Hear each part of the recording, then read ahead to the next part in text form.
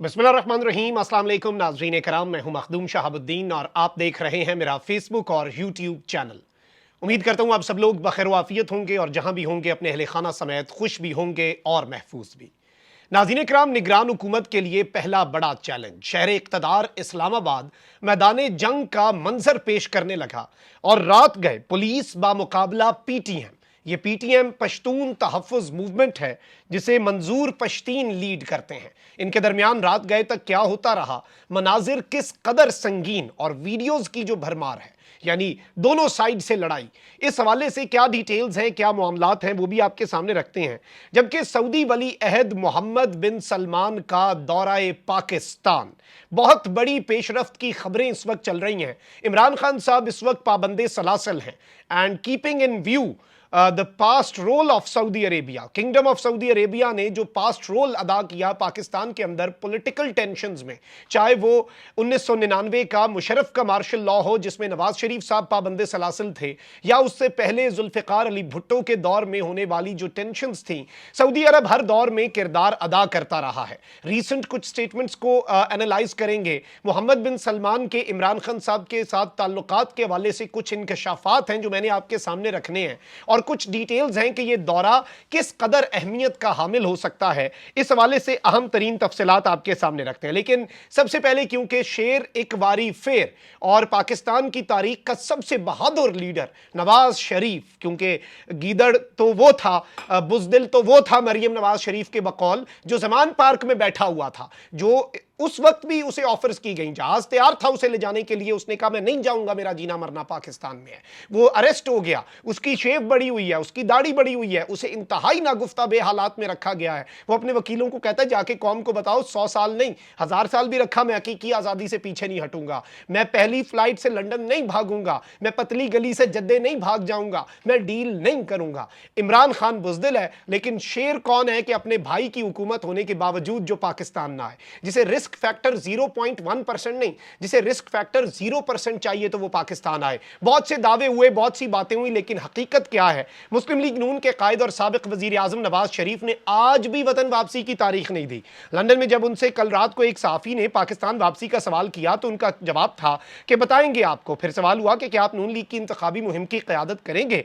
इस पर नवाज शरीफ साहब बोले इंशाअल्लाह। गुज़श्ता दिनों नवाज शरीफ फैमिली के ज़राए की जानिब से उन्हीं के अपने पसंदीदा चैनल जियो न्यूज़ को तस्दीक की गई थी कि नवाज शरीफ को उनकी जमात के चंद रहनुमाओं ने सितंबर के वस्त में पाकिस्तान आने पर इसरार किया है। ज़राए के मुताबिक शरीफ खानदान के वकला और सियासी रुफ़क़ा ने नवाज शरीफ दौरा मिडल ईस्ट और यूरोप के फौरन बाद उन्हें वतन वापसी का मशवरा दिया था। यानी वकला भी कह रहे थे कि मियाँ साहब चले जाएं, लेकिन अब तस्दीक की गई है कि नवाज शरीफ साहब सितंबर के वस्त में वापस आएंगे। लेकिन शेर जो है वो इसके ऊपर, जो बहादुर लीडर है, जो बेटी को पीछे छोड़ के चला गया जेल में और खुद गलत एफिडेविट अपने भाई से साइन करवा के गारंटी दिलवा के सेहत का बहाना बनाकर चलता बना, वो इस वक्त जा चुका है और वो इस वक्त पाकिस्तान आने की कोई डेट देने से इज्तनाब कर रहा है। नवाज शरीफ साहब 4 बरस कबल पाकिस्तान से बरतानिया इलाज कराने गए थे और अब उनकी वापसी के इंतजामात को हतमी शक्ल दी जा रही है। ये कौन सा इलाज था और क्या इलाज था, ये भी सबको पता है। वैसे इमरान खान के ऊपर आफरीन है कि नवाज शरीफ साहब को सजा हुई, उन्हें पहली अवेलेबल फ्लाइट जब उन्हें जाने दिया जा रहा था वो पहली फ्लाइट से लंदन चले गए।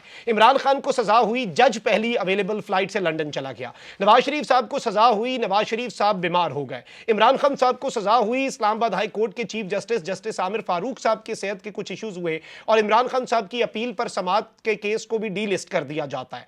तो इस सब के अंदर जज साहब को अल्लाह ताला सेहत कामला अजला अता फरमाए। लेकिन ये कुछ चीजें हैं जो बड़ी गौर तलब भी हैं, बड़ी अजीब सी भी हैं। अच्छा, वहीं दूसरी जानिब पीटीआई जो है उसके लिए इस वक्त मामलात बड़े अजीब बनाए जा रहे हैं। एक पीटीआई के सेनेटर के बेटे को उठाया गया है और उसके बेटे को अगवा करके मारा जा रहा है और उसे वीडियो बना के भेजी जा रही है कि भाई इसे मारते रहेंगे, कॉल पे रहो, इसकी आहें सिसकियां चीखें सुनते रहो, वरना बचाना है तो अभी इसी वक्त छोटा सा काम है, 2 मिनट लगेंगे, एक वीडियो मैसेज रिकॉर्ड करो and upload it on social media, Facebook, Twitter, WhatsApp, हर जगह पे लगा दो, ला ताल्लुकी का ऐलान करो, बेटा वापस ले लो। अब आप ये देखें कि सियालकोट में जो हुआ है, सियालकोट में कल रात को पाकिस्तान तहरीक इंसाफ के रहनुमा उस्मान डार की रिहाइशगाह, फैक्ट्री और सेक्रेटेरिएट सेल को सील कर दिया गया। यानी कि फैक्ट्री को छोड़ दें, सेक्रेटेरिएट को छोड़ दें, रिहाइशगाह घर, जहां पर इससे पहले इनके घर पे क्या हुआ आपने देखा, इनकी बूढ़ी वालदा के साथ, मैं वो अल्फाज नहीं अदा कर सकता जो इन्होंने वहां पर जाकर घटिया बात की पंजाब पुलिस के लोगों ने। और ये किसकी ईमा पर? यार खुदा का खौफ करें, पाकिस्तान के अंदर कुछ तो एथिक्स, कुछ तो मॉरल्स रहने दें। जिला इंतजामिया के मुताबिक उस्मान डार और उमर डार दहशतगर्दी समेत मुतद्दिद मुकदमात में इश्तिहारी हैं। जायदादों को अदालती हुक्म पर सील किया गया है। जिला इंतजामिया का कहना है कि सिविल जज कुदसिया बानो के हुक्म पर जायदाद सील करके कर्की के नोटिस लगा दिए गए हैं। जराये के मुताबिक सियालकोट में जिला इंतजामिया और पुलिस की भारी नफरी उस्मान डार की रिहाइश का फैक्ट्री और सेक्रेटेरिएट के बाहर मौजूद है। दूसरी जानिब सोशल मीडिया पर बयान जारी करते हुए उस्मान डार ने कहा कि सियालकोट में मेरा घर, फैक्ट्री, कारोबार मुकम्मल सील कर दिया गया है। जिना हाउस समेत हर किस्म की प्रॉपर्टी को सील करके मेरी बूढ़ी वालदा, अहले खाना और बच्चों को घरों से निकालकर सड़क पर खड़ा कर दिया गया है। उन्होंने कहा कि मेरे घर की पर्दादार खवातीन और बच्चों को घर से निकालकर सड़क पर छोड़ दिया गया। मेरी बेवा मां, अहलिया और बहनों को जबरदस्ती घर से निकालकर मेरा और मेरे खानदान का मुकम्मल कारोबार भी सील कर दिया। उस्मान डार का कहना था कि कम से कम 2500 अफराद फैक्ट्रियों में कारोबार करते हैं।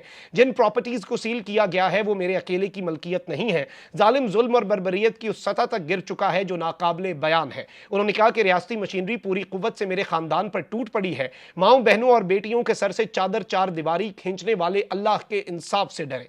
आजाद मुल्क में हमसे जीने का, रहने का हक छीन लिया गया।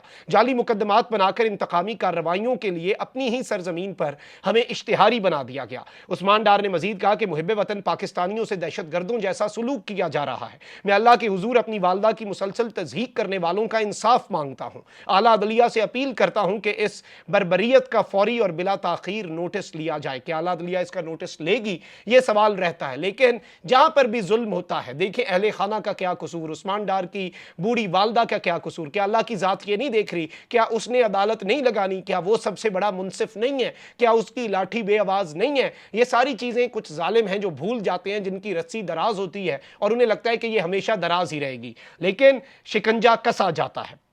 अच्छा, वहीं दूसरी जानिब सियासत के मैदान में क्या हो रहा है? ग्रेट गेम जो है उसका आगाज हो चुका है। और राणा सनाउल्लाह साहब की स्टेटमेंट देखें ना कि मुस्लिम लीग नून के रहनुमा राणा सनाउल्लाह साहब ने कहा है कि हल्का बंदियां आईनी तकाजा है, इसको पूरा किए बगैर इलेक्शन नहीं हो सकता। और इस सब के अंदर राणा सनाउल्लाह साहब ने कहा कि पीपल्स पार्टी का एतराज सरांखों पर है, ताहम मरदमशुमारी जब नोटिफाई हो जाए तो हल्का बंदियां उसी हिसाब से होती हैं। आईनी तकाजा है कि 2018 के बाद इलेक्शन नई मरदमशुमारी के तहत होगा और हल्का बंदियां आईनी तकाजा है, इसको पूरा किए बगैर इलेक्शन नहीं हो सकता। पीपल्स पार्टी को यह बात अच्छी तरह मालूम होना चाहिए थी कि हम ये समझें कि पीपल्स पार्टी को आर्टिकल 51 क्लॉज 5 मालूम नहीं है। मरदमशुमारी को इत्तफाक राय से नोटिफाई किया गया। उन्होंने कहा कि 6 साल से मरदमशुमारी का मामला चल रहा था, सीसीआई में पीपल्स पार्टी मौजूद थी। मैं इस बात का हामी था कि इलेक्शन 90 रोज के बजाय 60 रोज में होने चाहिए। मतलब ऐसे कैसे आप अपने हाथों से मरदमशुमारी नोटिफाई करें और अपने हाथों से आप असम्बलियां डिसॉल्व करें और एंड पे आप करें? इस तरह से होता नहीं है। इतनी आसान ये चीजें नहीं है और आवाम इतनी आसानी से पागल नहीं बन सकती। अच्छा, वहीं दूसरी जानिब एक बड़ी दिलचस्प चीज हुई है और आप ये देखें कि इलेक्शन कमीशन के जराए कह रहे हैं कि अदालत कहे तो हम हल्का बंदियां रोक कर इंतखाबात करा सकते हैं। अच्छा, सबसे पहले सवाल इसके ऊपर जवाब तो यह है कि अदालत कुछ कह ही नहीं रही जनाब वाला। अदालत आपको क्या कहेगी? वहीं दूसरी जानिब इलेक्शन कमीशन से यह सवाल पूछा जाए कि आपने इस कौम को क्या शॉर्ट टर्म मेमोरी लॉस की बीमारी का शिकार समझा हुआ है? अदालत ने आपको हुक्म दिया था 14 मई को इलेक्शन कराने का, आपने उस पर क्या किया? वैसे अदालतों का भी अब ये मैं समझता हूं कि अगर अदालत अपने फैसले पर अमल दरामद और अमल दरामद ना होने की सूरत में उस पर सजा जजा भी नहीं है तो फिर अदालती फैसलों की इसी तरह से तज़हीक होती जाएगी और ये मामलात उसी तरीके से चलेंगे जिस तरह से ऑलरेडी ये मामलात चल रहे हैं। अच्छा, अब दो बड़ी डेवलपमेंट्स जो मैंने आपके सामने शुरू में रखी उन पर बात कर लेते हैं। एक तो नाज़रीन इकराम, इस्लामाबाद में अजीबो गरीब रात को वीडियोज आई हैं और पीटीएम पश्तून तहफ़्फ़ुज़ मूवमेंट, मोहसिन दावड़ साहब भी इसके साथ और ये सारे मोहसिन दावड़, अली वजीर, इनकी पार्टी भी और ये सारे वही एक ही कुछ है, मंजूर पश्तीन साहब भी ये पीडीएम की गवर्नमेंट का हिस्सा भी रहे। रिजीम चेंज ऑपरेशन के अंदर मंजूर पश्तीन तो खुद नहीं है डायरेक्टली पॉलिटिक्स में इन्वॉल्व, मोहसिन दावड़ साहब ने इंजॉय भी किया जितना वो इंजॉय कर सकते थे। लेकिन अब इस्लामाबाद में पुलिस और पीटीएम मुजाहिरीन में झड़पें हुई, अवाम ने पुलिस की गाड़ियों पर पथराव किया और पुलिस फिर मौके से फरार भी हुई कुछ वीडियोस के अंदर। और इस सब के अंदर जो हैरान कुन बात थी वो ये भी थी कि जो वीडियोस में देख रहा था उनमें कुछ जारी बात है, it was not just Pashtun people बल्कि इसके अंदर कुछ पंजाबी में भी यहां पर गालियां चल रही थी। अब ये नहीं पता वो पुलिस की जानिब से या फिर कुछ ये जुबान बोलने वाले लोग भी। लेकिन मैं समझता हूं कानून जो है उसके हवाले से आप देखें ना कि पकड़ धकड़ का इनके कारकुनों की सिलसिला शुरू हुआ सुप्रीम कोर्ट ऑफ पाकिस्तान के सामने। अब इनके क्या मुतालबात हैं, क्या मामलात हैं, लेकिन बिलाशुबा निगरान वजीर आजम जो हैं अनवारुल हक काकड़ साहब, उनके लिए ये एक बहुत बड़ा चैलेंज होने जा रहा है और ऑब्वियसली इसके अंदर कौम कहां पर और ये चीजें और नैरेटिव की जंग ये सब कुछ देखते हैं। अच्छा, वहीं दूसरी जानिब अब कुछ चीजें हैं जो आपके सामने रखनी है।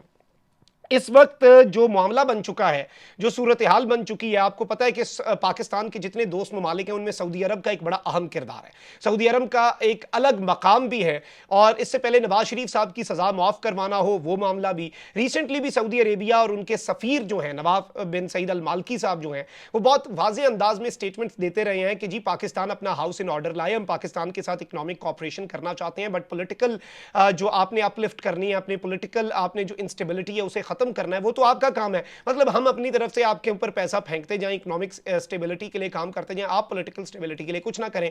और इस वक्त फ्री एंड फेयर इलेक्शंस जो हैं वो जरूरी तो है, पूरी दुनिया उसकी बात कर रही है, लेकिन क्या free and fair elections Imran Khan के बगैर मौजूद हैं? क्या पाकिस्तान की आवाम उसे एक्सेप्ट करेगी? अच्छा, मोहम्मद बिन सलमान जो है उनके हवाले से इमरान खान के ताल्लुकात के खराब होने की बातें जो हैं वो नून लीग के हामी साफी बहुत ज्यादा करते रहे, और जितनी मुंह उतनी बातें, लेकिन हकीकत यह है कि इमरान खान साहब के ऊपर जब कातिलाना हमला हुआ उनके कंटेनर के ऊपर, तो मोहम्मद बिन सलमान ने उनसे राब्ता किया। इमरान खान साहब ने यह बात कंफर्म की कि वो राब्ते में है एमबीएस के साथ, इवन आफ्टर बीइंग शॉट और even after being in the opposition and having a very tough stance regarding the Pakistan military establishment. Saudi Arabia जो है वो पाकिस्तान की एस्टैब्लिशमेंट का भी बहुत रिगार्ड करता है, और पाकिस्तान की एस्टैब्लिशमेंट और पाकिस्तान भी सऊदी अरब का बहुत ज्यादा रिगार्ड करता है, क्योंकि हमारा चोली दामन का साथ है, हमारा एक दूसरे के बगैर गुजारा कोई नहीं है। लेकिन अब मोहम्मद बिन सलमान जो है उनके हवाले से यह खबर सामने आ रही है कि एमबीएस सऊदी अरब के डी फैक्टो रूलर भी हैं, सऊदी अरब के वजीर आजम हैं, और इंतहाई यंग एज के अंदर, आपको पता है कि उनके मामलात तो इमरान खान साहब के साथ उनके ताल्लुकात, अगर वो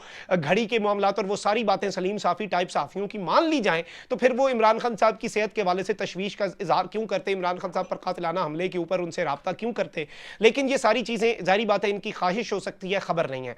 मोहम्मद बिन सलमान जो है वो भारत में G20 समिट हो रहा है उसमें शिरकत के लिए आएंगे, और कुछ घंटे या फिर एक दिन जो है मोहम्मद बिन सलमान के हवाले से ये एक्सपेक्ट किया जा रहा है कि वो पाकिस्तान की सरजमीन पर गुजारेंगे, और अनवारुल हक काकड़ साहब से भी मुलाकातें होंगी, आर्मी चीफ से भी मुलाकातें होंगी, और बिलाशुबा इस वक्त सऊदी अरब का जो रोल होगा, और इससे ऑटोमेटिकली ये समझा जाता है इससे पहले, क्योंकि सऊदी अरब का ट्रैक रिकॉर्ड रहा है कि वो पाकिस्तान के मामलात के अंदर अफाम तफहीम और पॉलिटिकल एक जो कंसेंसस है वो बिल्डअप करने के लिए, और पॉलिटिकल इंस्टेबिलिटी और सियासी बहरान खत्म करवाने के लिए इससे पहले भी सऊदी अरेबिया अपना मस्बत किरदार अदा कर चुका है। तो इसलिए इस वक्त बहुत ज्यादा एक्सपेक्टेशंस बढ़ चुकी हैं कि मोहम्मद बिन सलमान इमरान खान के दोस्त, और इमरान खान के साथ किस तरह के विजुअल से एमबीएस उनकी गाड़ी चला रहे हैं, वो एमबीएस की गाड़ी चला रहे हैं, एमबीएस आके कहते हैं कि मुझे पाकिस्तान का सफीर समझें सऊदिया में, मैं वहां पे ख्याल रखूंगा, ये सब कुछ। और वो भी लीडर कोई ही होता है जो कहता है कि मेरे मजदूर जो सऊदिया में उनका ख्याल रखना एमबीएस में, और तुमसे कुछ नहीं मांगता, वो मेरे बड़े करीब हैं, वो गरीब लोग हैं, वो रोजगार के सिलसिले में गए हैं। ये बातें भी इमरान खान ही कर सकता है जिसे इन बातों का ख्याल हो, बाकी तो ये तो कहेंगे शहबाज शरीफ साहब